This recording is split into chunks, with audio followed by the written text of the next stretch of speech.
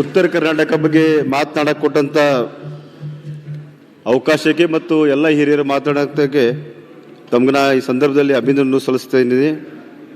ಚಿಕ್ಕೋಡಿ ಭಾಗದ ಶಾಸಕರಾಗಿ ಎಲ್ಲ ಒಂದು ಸೆಕೆಂಡ್, ಎಲ್ಲ ಹಿರಿಯ ಶಾಸಕ ಬಹಳಷ್ಟು ಮಾತಾಡಿದ್ದಾರೆ.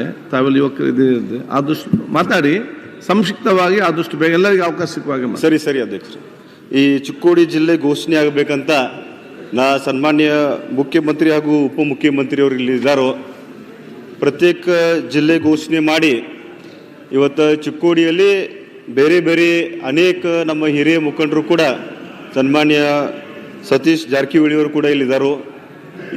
ಈ ಬೆಳಗಾಂದಲ್ಲಿ ಸುಮಾರು ಇವತ್ತು 2-3 ಜಿಲ್ಲೆಯನ್ನು ಘೋಷಣೆ ಮಾಡಿ ಈ ಭಾಗದ ಅಭಿವೃದ್ಧಿಗೆ ನನಗೆ ಸನ್ಮಾನ್ಯ ಮುಖ್ಯಮಂತ್ರಿಯವರ ಮೇಲೆ ವಿಶ್ವಾಸ ಇದೆ.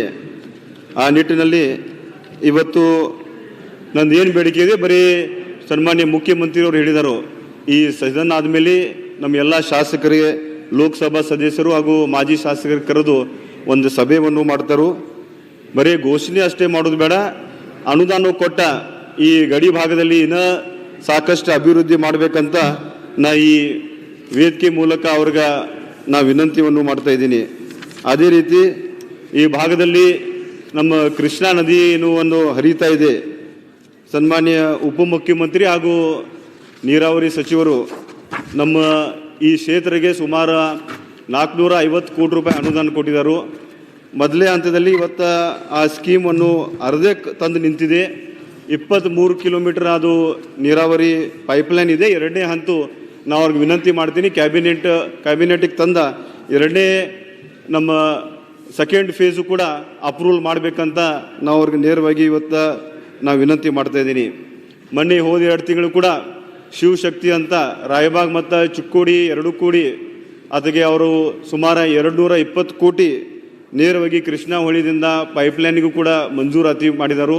ಅದನ್ನು DPR ಮಾಡಿ ಕ್ಯಾಬಿನೆಟ್ಗೆ ತಂದ, ಅದು ಕೂಡ ಅಪ್ರೂವಲ್ ಮಾಡಬೇಕಂತ ನಾ ಸನ್ಮಾನ್ಯ ಉಪಮುಖ್ಯಮಂತ್ರಿಯವರಿಗೆ ಈ ಸಂದರ್ಭದಲ್ಲಿ ನಾವು ವಿನಂತಿಯನ್ನು ಮಾಡ್ತಾ ಇದ್ದೀನಿ. ಆ ನಿಟ್ಟಿನಲ್ಲಿ ಇಡೀ ರಾಜ್ಯದಲ್ಲಿ ಇವತ್ತು ನಮ್ಮ ಜೈನರ ಸಮುದಾಯವು ಕೂಡ ಸಾಕಷ್ಟು ಮುನಿಗಳು ಕೂಡ ನಮ್ಮ ಈ ಭಾಗದಲ್ಲಿ ಒಂದು ಒತ್ತಾಯ ಮಾಡಿ ನಾ ಇವತ್ತು ಸನ್ಮಾನ್ಯ ಮುಖ್ಯಮಂತ್ರಿ ಆಗಲಿ ಉಪಮುಖ್ಯಮಂತ್ರಿ ಆಗಲಿ ಇಡೀ ಸದನಿಗೆ ಹಾಗೂ ಅವರೇ ಒಂದು ಸಚಿವರಾದ ಸನ್ಮಾನ್ಯ ಸುಧಾಕರ್ ಅಭಯ ಪಾಟೀಲ್ ಕೂಡ ಇದ್ದಾರೆ, ಒಂದು ಜೈನ್ ನಿಗಮ ಕೂಡ ಮಾಡಿ ಆ ಭಾಗದ ಬಡೂರು ವಿದ್ಯಾರ್ಥಿಗೂ ಕೂಡ ನಮ್ಮ ಮೈನಾರಿಟಿ ಇಲಾಖೆಯಿಂದ ಸಾಕಷ್ಟು ಮುಂದಿನ ವಿದ್ಯಾಭ್ಯಾಸಕ್ಕೆ ಒಂದು ನಿಗಮ ಮಂಜೂರು ಮಾಡಬೇಕಂತ ಈ ಸಂದರ್ಭದಲ್ಲಿ ನಾ ಒಂದು ವಿನಂತಿಯನ್ನು ಮಾಡ್ತಾ ಇದ್ದೀನಿ.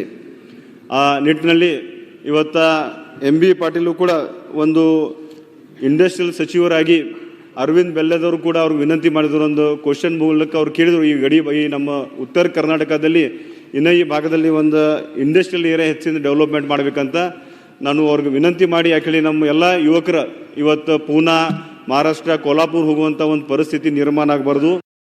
ಅವ್ರ ಮೇಲೆ ನನಗೆ ನಂಬಿಕೆ ಇದೆ. ಈ ಭಾಗದಲ್ಲಿ ಒಂದು ಇಂಡಸ್ಟ್ರಿಯಲ್ ಎಸ್ಟೇಟ್ ಮಾಡಿ ಈ ಭಾಗದಲ್ಲಿ ಉದ್ಯೋಗ ಸೃಷ್ಟಿ ಮಾಡಬೇಕಂತ ತಮ್ಮ ಮೂಲಕ ಕೇಳಿ, ಲಾಸ್ಟ್ ಆಗಿ ಇವತ್ತು ನಮ್ಮ ಲಾ ಮಿನಿಸ್ಟರ್ ಕೂಡ ಇಲ್ಲಿದ್ದಾರೆ.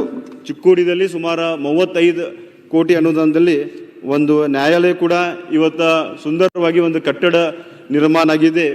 ಬೇಗ ಸೆಷನ್ ಮುಗಿದ ತಕ್ಷಣ ಒಂದು ನ್ಯಾಯಾಲಯಕ್ಕೆ ಓಪನಿಂಗ್ ಮಾಡಿ ಅಲ್ಲಿ ಒಂದು ಅವಕಾಶ ಮಾಡಿಕೊಡ್ಬೇಕಂತ ನಾ ಸನ್ಮಾನ್ಯ ಎಚ್ ಕೆ ಪಾಟೀಲ್ ಸಾಹೇಬ್ರಿಗೆ ಈ ಸಂದರ್ಭದಲ್ಲಿ ನಾ ವಿನಂತಿಯನ್ನು ಮಾಡ್ತಾ ಇದ್ದೀನಿ. ಆ ನಿಟ್ಟಿನಲ್ಲಿ ಈ ಉತ್ತರ ಕರ್ನಾಟಕದಲ್ಲಿ ನಮ್ಮ ಕರ್ನಾಟಕ ಲಿಂಗಾಯತ್ ಸೊಸೈಟಿ ಸನ್ಮಾನ್ಯ ಪ್ರಭಾಕರ್ ಕೋರಿ ಅವರು ಈ ಭಾಗದಲ್ಲಿ ಒಂದು ಇಡೀ ವಿಶ್ವದಲ್ಲಿ ಹಾಗೂ ಇಡೀ ನಮ್ಮ ರಾಜ್ಯದಲ್ಲಿ ಶಿಕ್ಷಣ ಸಂಸ್ಥೆ, ಹಾಸ್ಪಿಟಲ್ ತೆಗೆದು ಸಾಕಷ್ಟು ಬಡವರು ವಿದ್ಯಾರ್ಥಿಗೆ ಈ ಭಾಗದಲ್ಲಿ ಒಂದು ಒಳ್ಳೆಯ ಗುಣಮಟ್ಟದ ಶಿಕ್ಷಣ ಆಗಲಿ ಹಾಗೂ ಆರೋಗ್ಯ ಕೊಡುವಂಥದ್ದೊಂದು ವ್ಯವಸ್ಥೆ ಮಾಡಿದರು. ನಿಜವಾಗೂ ಇನ್ನೂ ಹೆಚ್ಚಿಂದ ಅವ್ರಿಗೆ ಈ ಭಾಗದಲ್ಲಿ ಸಾಕಷ್ಟು ಏನಿವತ್ತು ವಿದ್ಯಾರ್ಥಿಗೆ ಅವ್ರು ಅವಕಾಶ ಮಾಡಿಕೊಟ್ಟಿದ್ರು, ಅದೇ ರೀತಿ ಸಾಕಷ್ಟು ಜನ ಕೂಡ ಶಿಕ್ಷಣ ಬಗ್ಗೆ ಹೇಳಿದರು. ತಾವು ಈ ಸಂದರ್ಭದಲ್ಲಿ ನನಗೆ ಮಾತನಾಡೋಕ್ಕೆ ಏನು ಅವಕಾಶ ಮಾಡಿಕೊಟ್ಟಿದ್ದೀರಿ, ತಮಗೂ ಕೂಡ ಈ ಸಂದರ್ಭದಲ್ಲಿ ನಾನು ಅಭಿನಂದನೆ ಸಲ್ಲಿಸ್ತಾ ಇದ್ದೀನಿ. ಡಾಕ್ಟರ್ ಶೈಲೇಂದ್ರ ಬೆಲ್ದಲೆ.